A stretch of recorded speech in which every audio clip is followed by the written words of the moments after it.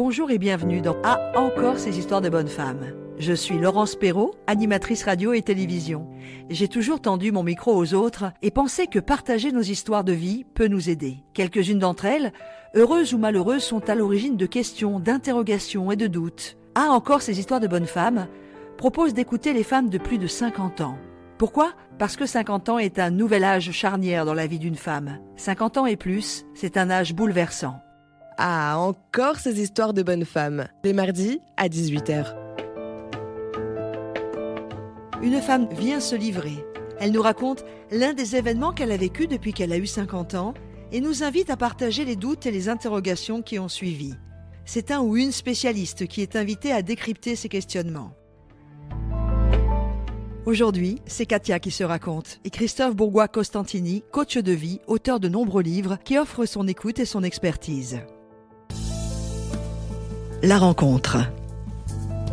Bonjour, je m'appelle Katia, j'ai 59 ans et j'habite en Île-de-France. Bonjour Katia. Bonjour Laurence. Il y a de cela quelque temps, vous avez vécu un tremblement de terre dans votre vie de femme. Racontez-moi. Alors en mars 2022, j'ai dû quitter les entreprises dans lesquelles je travaillais. Je dis les entreprises parce qu'il y en avait plusieurs, des entreprises que j'avais créées avec mon conjoint. 19 ans, presque 20 ans auparavant, et suite à un conflit familial, matrimonial, on s'est séparés en septembre 2023. Comment ça va aujourd'hui ? Je me reconstruis, encore des moments difficiles. Puis je me suis surtout libérée d'un poids. Je ne m'étais pas rendu compte comment, au bout de 28-29 ans de vie commune, cette vie de couple me pesait. J'ai l'impression de m'être libérée de quelque chose, même si c'est encore compliqué au quotidien. Au-delà des entreprises, y a-t-il eu d'autres conséquences de cette séparation ? Alors oui, il y a eu une conséquence directe sur la famille. Elle a complètement explosé. Ses parents, à lui, se sont mis complètement de son côté et m'ont descendu. Ma mère s'est mise complètement de mon côté et l'a descendu, donc avec des tensions, des propos inappropriés des deux côtés, et surtout les enfants. Les enfants ont rompu avec moi comme avec lui, en disant qu'on leur avait pourri leur enfance avec nos entreprises, à jamais être disponibles, à être toujours fourrés l'un avec l'autre et à les faire passer en second. Alors on est une famille recomposée. Moi j'avais eu une fille d'un premier mariage, lui 2 filles d'un premier mariage, et on avait 2 enfants en commun. Et les 5 étaient d'accord pour dire qu'on leur avait gâché leur enfance. Alors que moi je voulais une famille heureuse et j'avais cru qu'ils étaient heureux et je faisais leur cas de volonté. J'ai pas compris où ça avait pas fonctionné, ce qu'ils me reprochaient. Pendant des mois, ils ne m'ont plus parlé. Il n'y a que depuis octobre 2023, donc après qu'ils soient partis, qu'ils ont accepté de me reparler, parce que enfin, j'avais fait le pas pour me séparer de lui, et enfin, j'allais redevenir leur mère. C'est incroyable ce que vous me racontez en tant que maman. Qu'est-ce que vous avez ressenti quand il y a eu ce break ? Alors autant sur ma vie de femme, je veux bien concevoir que j'ai fait des erreurs, que je n'ai pas fait d'efforts, autant sur ma vie de mère, mais j'ai toujours été une vraie mère poule, à les couver, à souffrir avec eux, à être joyeuse avec eux, à être toujours derrière eux, à les assister, alors sûrement peut-être à trop les assister, à leur donner, j'avais largement les moyens, donc dès qu'ils avaient un besoin, je le comblais. Ils n'ont jamais eu besoin de travailler, je leur ai toujours donné tout ce qu'ils voulaient, offert tout ce qu'ils voulaient. Et je pensais que ça allait les rendre heureux. Ils sont très unis tous les 5. Même s'ils sont de différents lits, ils sont très très proches. Ils se considèrent comme frères et sœurs. Et je croyais avoir réussi à faire une famille heureuse. Et je suis tombée de haut quand ils m'ont dit « Mais maman, tu te rends pas compte comme tu nous as fait souffrir. » Où est-ce que j'ai pas vu que ça fonctionnait pas ? Et quand ils m'ont dit, on te reparlera quand tout ça sera résolu et que tu auras compris, tu nous as fait souffrir et que tu te seras séparé de lui, un grand moment de vide. Et là, j'ai dû couper. J'ai dû me couper de mes émotions pour pas souffrir. Et me dire, ok, j'ai plus d'enfants. C'est violent. Ce que vous avez vécu avec vos enfants, c'est violent. Cette réaction que vous avez de dire, je n'ai plus d'enfants. Oui, mais c'était ça, ou souffrir au quotidien. Souffrir au quotidien de ne pas avoir de nouvelles, de les appeler et qu'ils ne répondent pas, de leur envoyer des messages sur WhatsApp ou des SMS et qu'ils ne répondent pas, de savoir que j'ai un petit-fils qui a maintenant 16 mois, 17 mois. Pendant 1 an, j'ai pas pu le voir. J'ai été autorisée à le voir pour la première fois au mois d'août l'année dernière. Et ma fille a décidé de me redonner la possibilité de le voir après ma séparation. Donc depuis le mois de septembre, je l'ai vu 4 fois. Et c'est elle toujours qui décide du jour. Elle me prévient des fois la veille. Voilà, je peux pas dire je vais passer la journée avec toi. Non, c'est tu viens après la sieste. Et non, là c'est l'heure, il faut qu'on rentre, il y a le bain.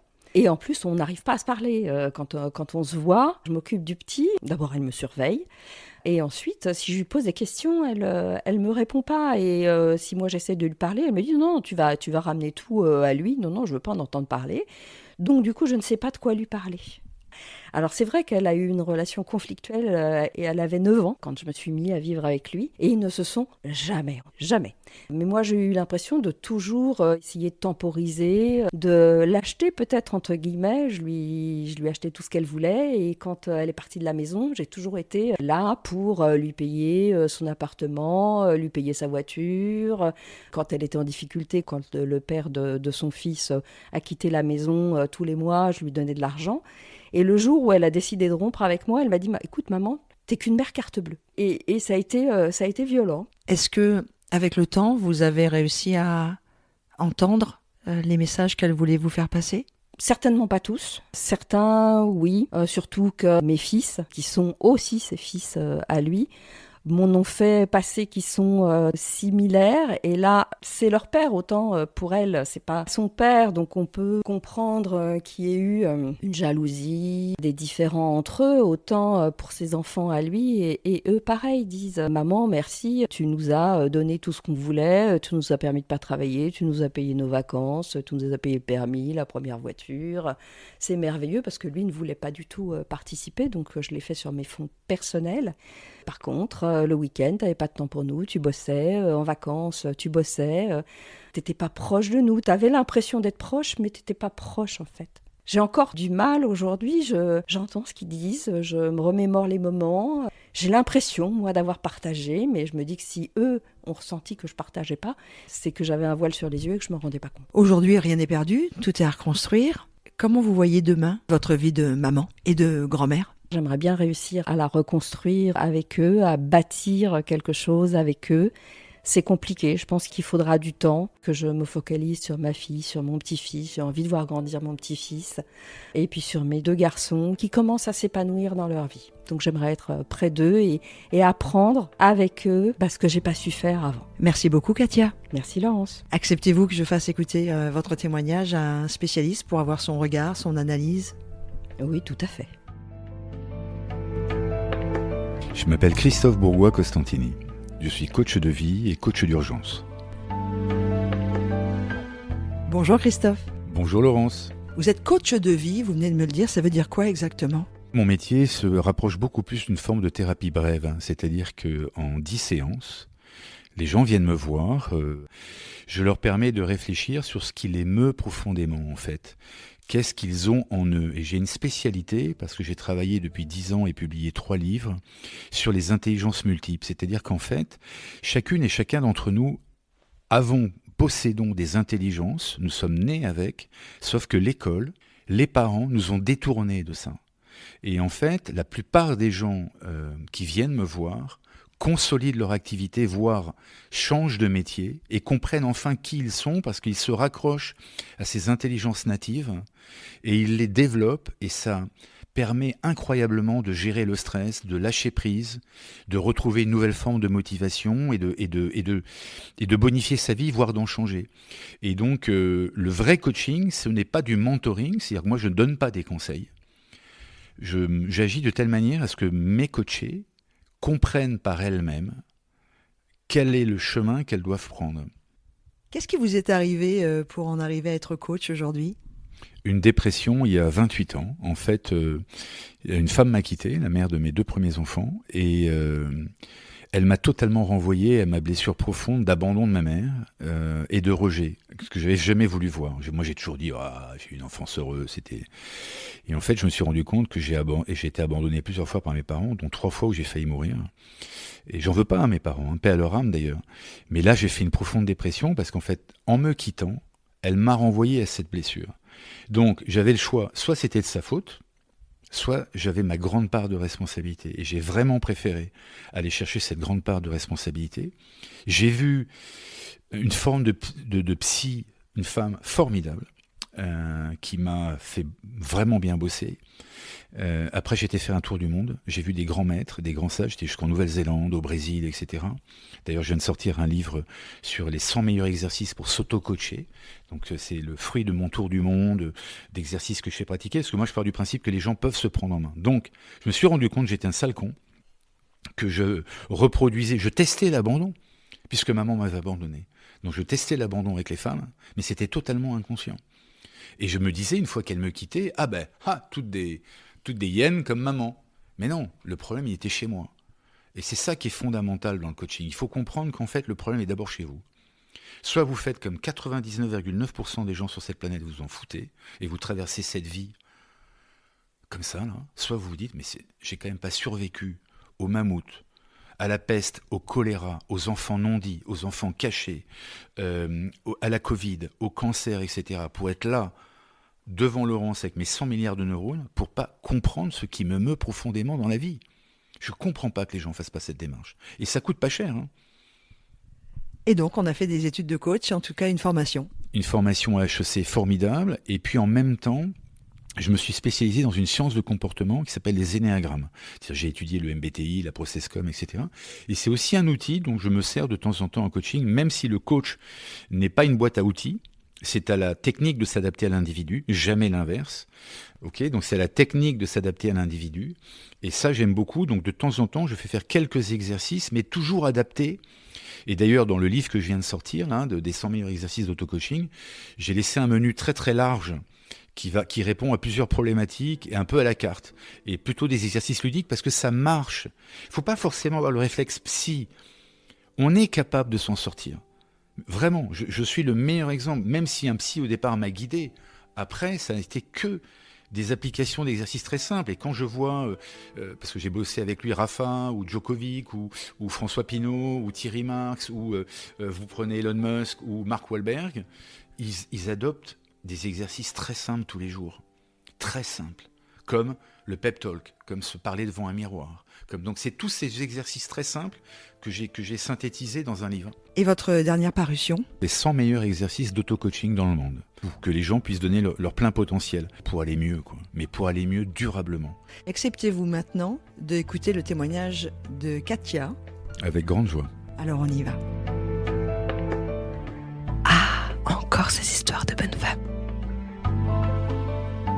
Voilà, les présentations sont faites. Katia qui nous offre avec beaucoup de confiance l'histoire qui vient de chambouler sa vie et les interrogations qui ont suivi, et Christophe Bourgois-Costantini, coach de vie. Si nous avons déjà rencontré Katia, Christophe, lui, n'a pas encore entendu son témoignage. À partir de maintenant, je vous propose de le réécouter ensemble et de laisser Christophe réagir à chaque fois qu'il le désire. Je m'appelle Katia, j'ai 59 ans. Vous avez vécu un tremblement de terre dans votre vie de femme. Racontez-moi. Alors en mars 2022, j'ai dû quitter les entreprises dans lesquelles je travaillais. Je dis les entreprises parce qu'il y en avait plusieurs, des entreprises que j'avais créées avec mon conjoint. 19 ans, presque 20 ans auparavant, et suite à un conflit familial, matrimonial, on s'est séparés en septembre 2023. Comment ça va aujourd'hui ? Je me reconstruis, encore des moments difficiles. Au-delà des entreprises, y a-t-il eu d'autres conséquences de cette séparation ? Alors oui, il y a eu une conséquence directe sur la famille. Elle a complètement explosé, surtout les enfants. Les enfants ont rompu avec moi comme avec lui, en disant qu'on leur avait pourri leur enfance avec nos entreprises, à jamais être disponibles, à être toujours fourrés l'un avec l'autre et à les faire passer en second. Alors on est une famille recomposée. Moi j'avais eu une fille d'un premier mariage, lui 2 filles d'un premier mariage, et on avait 2 enfants en commun. Et les 5 étaient d'accord pour dire qu'on leur avait gâché leur enfance. Là, il y a une donnée très importante dans ce que dit Katia. C'est qu'en fait, Katia, c'est une battante. Mais le problème de Katia, c'est qu'elle pense qu'elle n'existe qu'au travers de sa réalisation. Donc, elle le dit elle-même, je bossais tout le temps. On voit là le culte de la réussite. On voit vraiment la battante. Mais très expéditive sur les sentiments humains. C'est inconscient, on ne peut pas lui en vouloir. Mais tout ce qui viendrait freiner son ascension sociale est gênant. Et bien évidemment, qu'est-ce qui est gênant ? Les enfants. Donc il faut appeler un chat un chat. Et il y a beaucoup de gens qui ont du mal à l'accepter, mais c'est comme ça. Parce que, ma chère Laurence, après tout, est-ce qu'une femme, une mère doit être forcément comme ça Ça, c'est un vrai débat. C'est un vrai débat. Elle doit donner un minimum, mais là, c'est unanime. Donc les 5 sont unanimes. Donc là, il n'y a pas photo. Donc les 2, mais elle surtout, très expéditive sur les sentiments humains. Mais c'est inconscient. Bien sûr que c'est inconscient. Et puis, je vais vous dire un truc, peut-être qu'on lui a pas appris à Katia. Peut-être que son père l'a pas pris dans ses bras, ou peut-être que sa maman l'a pas cajolé non plus. Peut-être qu'elle a dû, elle aussi, se débrouiller depuis qu'elle est jeune. Peut-être qu'elle doit réparer, encore une fois, socialement, une ascension sociale d'une famille. Ça arrive à tout le monde, J'en vois des cas énormément comme ça. Mais c'était pas son rôle. Elle a endossé un rôle qui n'est pas le sien, en fait. Et là, tout s'écroule. C'est comme un squelette externe, les entreprises qu'elle a montées.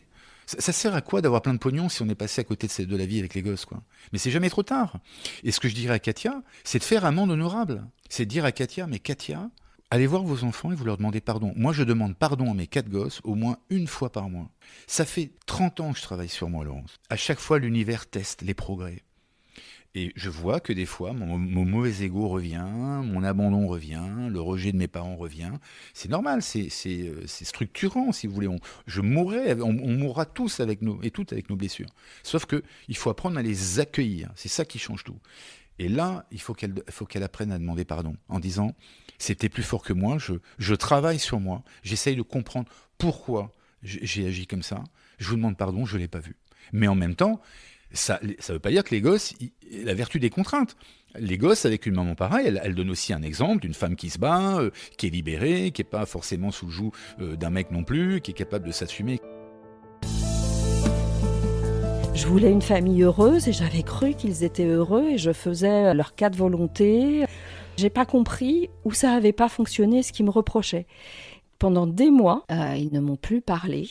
Il n'y a que depuis octobre 2023, donc après qu'ils soient partis, qu'ils ont accepté de me reparler, parce que enfin, j'avais fait le pas pour me séparer de lui, et enfin, j'allais redevenir leur mère. C'est incroyable ce que vous me racontez en tant que maman. Qu'est-ce que vous avez ressenti quand il y a eu ce break ? Alors autant sur ma vie de femme, je veux bien concevoir que j'ai fait des erreurs, que je n'ai pas fait d'efforts, autant sur ma vie de mère, mais j'ai toujours été une vraie mère poule, à les couver, à souffrir avec eux, à être joyeuse avec eux, à être toujours derrière eux, à les assister, alors sûrement peut-être à trop les assister, à leur donner, j'avais largement les moyens, donc dès qu'ils avaient un besoin, je le comblais. Ils n'ont jamais eu besoin de travailler, je leur ai toujours donné tout ce qu'ils voulaient, offert tout ce qu'ils voulaient.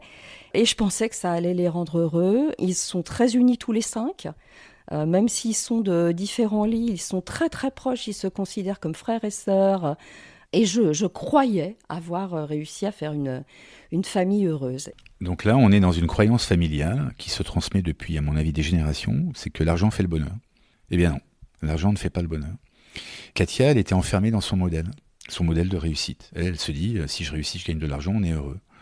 Eh bien, c'était pas le choix de certains de ses enfants ou de l'ensemble de ses enfants. C'est très prégnant chez beaucoup de gens que je coach. C'est encore une fois, c'est le principe même de la projection psychanalytique sur l'autre. Mon modèle, tu vas l'appliquer puisqu'il me réussit, donc il va forcément te réussir à toi. Mais non, c'est pas ça. C'est qu'est-ce qui te permettrait, mon cher enfant, de réussir et d'être heureux. C'est pas l'argent, fine. Ok, moi j'ai une fille de 18 ans, Joséphine.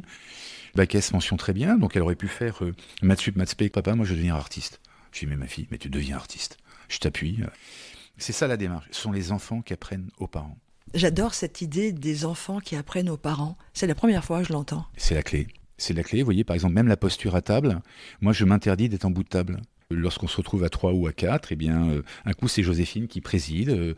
Et quand j'étais chef d'entreprise, je faisais la même chose dans les réunions. Je me mettais jamais en bout de table, genre c'est moi le chef, parlez, je vous écoute. Non, j'étais essentiellement dans l'écoute. Et quand Joséphine me parle, je lui dis Joséphine, comment s'est passée ta journée ? Qu'est-ce que tu as à m'apprendre de ta journée aujourd'hui ? Et même s'il y a des choses que je connais, je fais le mec qui est une quiche. Et ça nous donne un rapport, elle et moi, qui est fantastique, comme avec les autres, du reste, avec les autres gosses. Je prends souvent cette image en coaching. Imaginez un chevalier qui, au Moyen-Âge, sa reine lui a dit « tu vas combattre les Sarrasins » ou je sais pas quoi. Et le mec, il revient, il a échoué. Mais il a donné tout ce qu'il avait en lui, mais il a échoué. Et il se met à genoux devant sa reine, il pose son glaive, il pose son bouclier, et il dit « ma reine, j'ai échoué ». Tout ça, il le dit à genoux. D'après vous, qu'est-ce qu'elle fait, la reine ? Elle le décapite ou elle lui dit « relève-toi, chevalier ». Elle lui dit « relève-toi, chevalier ». Mais on est exactement dans cette posture. C'est normal parce que c'est une femme, la reine. Non, mais là, c'est une chevalière. Je vous ai eu. Je suis tombée de haut quand ils m'ont dit « mais maman, tu te rends pas compte comme tu nous as fait souffrir ». Où est-ce que j'ai pas vu que ça fonctionnait pas ? Et quand ils m'ont dit, on te reparlera quand tout ça sera résolu et que tu auras compris, tu nous as fait souffrir et que tu te seras séparé de lui, un grand moment de vide. Et là, j'ai dû couper. J'ai dû me couper de mes émotions pour pas souffrir. Et me dire, ok, j'ai plus d'enfants. C'est violent. Ce que vous avez vécu avec vos enfants, c'est violent. Cette réaction que vous avez de dire, je n'ai plus d'enfants. Oui, mais c'était ça, ou souffrir au quotidien. Souffrir au quotidien, de ne pas avoir de nouvelles, de les appeler et qu'ils ne répondent pas, de leur envoyer des messages sur WhatsApp ou des SMS et qu'ils ne répondent pas. C'est typique de la personnalité de Katia, c'est-à-dire que face à ce qu'elle a ressenti comme étant une trahison, elle a certainement exprimé une colère, parfois agressivement. Elle a voulu parler de ce qui s'était passé pour comprendre. C'était sa condition, selon elle, pour oublier, pour pardonner. Et ensuite, elle va prendre des mesures concrètes pour éviter que ça se reproduise. Donc elle va être catégorique, quoi. Elle va être chirurgicale presque. Et c'est tout l'inverse qu'il faille faire. C'est tout l'inverse. Mais c'est le profil de cette battante. C'est comme ça. Ça lui a été extrêmement facile de couper avec ses sentiments, puisque, encore une fois, elle est très expéditive sur ses sentiments. Ça, c'est vraiment un vrai sujet, parce que sa peur inconsciente, c'est d'être sans valeur. Depuis qu'elle est née enfant, elle se dit « je vais être sans valeur, je suis sans valeur ». Il faut que j'évite les échecs. Il faut que j'ai une réussite rapide et visible. Il faut que je le montre. Et comme ça, on va m'aimer. Donc elle, son modèle depuis l'enfance, vis-à-vis de son père ou de sa mère, ou des deux, c'est si je réussis, je vais être aimé. Et donc, si je gagne de l'argent, je vais être aimé. Eh bien non, c'est pas comme ça que ça marche. C'est vrai que c'est violent quand elle coupe directement et qu'elle décrète qu'elle a plus d'enfants. Elle le dit elle-même. Sinon, je souffrais trop. C'est exactement ça. C'est très chirurgical, mais ça n'amène nulle part, en fait. C'est là où il faille faire amende honorable. En disant, mais je suis navré, je passe à côté de quelque chose, il faut que... Apprenez-moi. Je croyais qu'en vous donnant de l'argent, vous serez heureux. Non. C'est mon modèle et c'est pas le vôtre. Mais moi, j'ai eu l'impression de toujours essayer de temporiser, de l'acheter peut-être, entre guillemets. Je lui ai acheté tout ce qu'elle voulait. Et quand elle est partie de la maison, j'ai toujours été là pour lui payer son appartement, lui payer sa voiture. Quand elle était en difficulté, tous les mois, je lui donnais de l'argent. Et le jour où elle a décidé de rompre avec moi, elle m'a dit « Écoute, maman, t'es qu'une mère carte bleue ». Et ça a été violent. Et là, on voit vraiment bien que chez Katia, elle doit comprendre que l'amour, c'est lié à l'être et non pas à l'avoir. Ça, si elle pouvait encadrer cette phrase sur son pare-brise, dans ses chiottes, dans son sac à main, quand elle se maquille, etc., l'amour est lié à l'être et non pas à l'avoir. Ça, c'est fondamental. Est-ce que, avec le temps, vous avez réussi à entendre les messages qu'elle voulait vous faire passer ? Certainement pas tous. Certains, oui. Surtout que mes fils, qui sont aussi ses fils à lui, m'en ont fait passer qui sont similaires. Ils disent « Maman, merci, tu nous as donné tout ce qu'on voulait, tu nous as permis de pas travailler, tu nous as payé nos vacances, tu nous as payé le permis, la première voiture. C'est merveilleux. Par contre, le week-end, tu n'avais pas de temps pour nous, tu bossais, en vacances, tu bossais.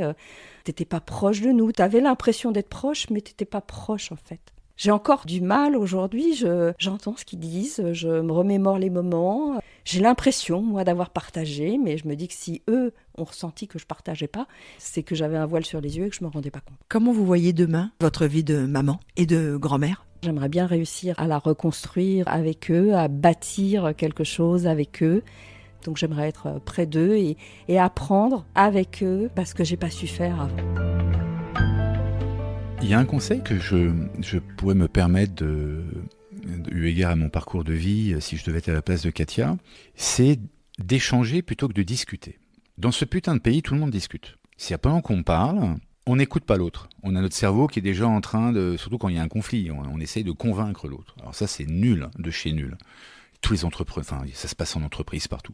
J'ai mis en place un protocole qui s'appelle l'échange. C'est-à-dire, Katia, elle devrait dire, écoutez, je reconnais certains torts, même beaucoup de torts. Vous allez m'apprendre à grandir. Ça peut être l'inverse, c'est vous qui allez m'apprendre à grandir. Et on va prendre le protocole d'échange. C'est-à-dire, sur un sujet, toi, ma fille, tu vas me parler le temps qu'il faudra. J'ai interdiction de t'interrompre, j'ai interdiction de réagir, je peux éventuellement prendre des notes, et la seule chose que je m'accorde, c'est de te poser une question de précision sur un point précis. Là, on ouvre la parole. Et lorsqu'on écoute l'autre, on va sentir chez l'autre, en fait, dans les mots cachés, les intentions ou les peurs ou les problèmes. Donc, on a le droit d'enregistrer. On part avec ça. Donc, par exemple, Katia part avec ça. Elle réécoute ce qu'a dit sa fille. Elle comprend. Autour de Katia de s'exprimer. Là, on n'a pas le droit de l'interrompre. On peut éventuellement lui poser des questions de précision, etc. Et moi, j'ai mis en place ce protocole d'échange, et à chaque fois, c'est fécond. À chaque fois, ça marche. Ça ouvre. Si on sait qu'on parle et que quelqu'un tout de suite vient vous contredire ou suit son idée, il n'y a pas de dialogue possible. Donc, dans la vie, il faut apprendre à échanger et pas à discuter. D'ailleurs, dans discuter, il y a le préfixe séparatif latin dis, disjoint, disparate. C'est-à-dire, ça sépare les gens. L'échange, ça les rapproche. Christophe, pour conclure cette entrevue sur l'histoire de Katia, est-ce que vous auriez pour le plus grand nombre, peut-être pas un conseil, mais une conclusion ? Je pense que le conseil, c'est d'aller rechercher l'humilité, d'aller chercher ses faiblesses et de les accepter. Ouais, ça fait mal au sein. Moi, j'ai pleuré, j'ai pleuré à chaudes larmes quand je me suis rendu compte le connard que j'étais il y a 30 ans. Mais ça fait tellement de bien. Cette posture qui n'est pas top-down, mais bottom-up. Traduction, s'il vous plaît ? Le top-down, c'est je suis le chef, donc je suis le parent, donc je donne des ordres et vous faites comme je dis, grosso modo. Le bottom-up, c'est de faire venir du bas les informations pour dire qu'est-ce qui ne va pas. Apprenez-moi, voilà. En fait, par rapport à ce que je viens d'écouter, la règle numéro 1 là, de ce podcast, ce sont les enfants qui apprennent aux parents. Les enfants, ils viennent sur Terre, non pas parce qu'on le décide, on a zéro contrôle là-dessus, contrairement à ce qu'on pense. Ils arrivent pour nous faire grandir. C'est presque des ancêtres qui reviennent, ils sont là pour nous apprendre des choses, pour nous faire comprendre qui on est. Et c'est cette posture-là qu'il fallait adopter. Merci beaucoup, Christophe. Merci à vous, Laurence. Où est-ce que je peux vous contacter si je veux vous rencontrer, me faire coacher ? Sur Google, j'ai un site internet, faut que je le refasse, mais c'est quand même pas mal. Je choisis d'ailleurs même mes coachés, parce que ça remue un coaching. Moi, j'ai moi-même un superviseur, parce que j'en prends plein en termes de tension, j'en prends plein la figure. Le dernier livre ? Les 100 meilleurs exercices d'auto-coaching aux éditions Diathéno. Christophe Bourgois-Constantini, merci beaucoup du temps que vous nous avez accordé. Merci à vous, c'était passionnant. J'ai beaucoup appris. Merci à vous, Laurence. Voici le moment de nous quitter. L'épisode consacré à l'histoire de Katia est terminé. Un grand merci à elle de s'être livrée en toute confiance et à Christophe Bourgois-Constantini qui nous a apporté son écoute et ses compétences pour mieux comprendre ce type de situation et ses conséquences. Avec sincérité, j'espère que cet épisode vous aura aidé et apporté des clés pour ouvrir certaines de vos portes. Pour joindre Christophe Bourgois-Constantini, je vous invite à visiter son site bourgoisconstantini.com. Quant à vous, si vous voulez également me raconter votre histoire, un passage de vie depuis que vous avez 50 ans qui vous bouscule, écrivez-moi sur la page Facebook de « Ah, encore ces histoires de bonnes femmes ». À bientôt pour une prochaine rencontre. Ah, encore ces histoires de bonnes femmes. Les mardis à 18h.